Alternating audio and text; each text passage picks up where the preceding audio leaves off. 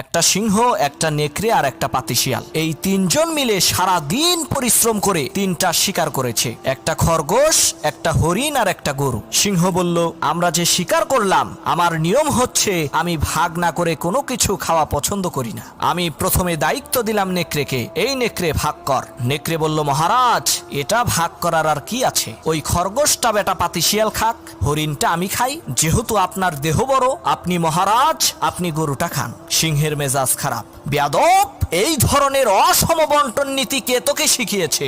এক থাপ্পড় মেরেছে, নেকড়ের কল্লা 50 হাত দূরে যেয়ে পড়ছে। এবার সিংহ শিয়ালকে বলছে, এই শিয়াল, ভাগ কর বেটা। শিয়াল কয়, মহারাজ, এর মধ্যে ভাগ করার কিছু নাই, আপনি ব্রেকফাস্ট করবেন খরগোশ দিয়ে, লাঞ্চ করবেন হরিণ দিয়ে, আর ডিনার করবেন গাভী দিয়ে। মহারাজ খুব খুশি। হে রে শিয়াল রে, এত ইনসাফ ভিত্তিক বন্টন নীতি কে তোকে শেখালো রে? শিয়াল বলে, কিছুক্ষণ আগে যে কল্লা দিয়ে গেছে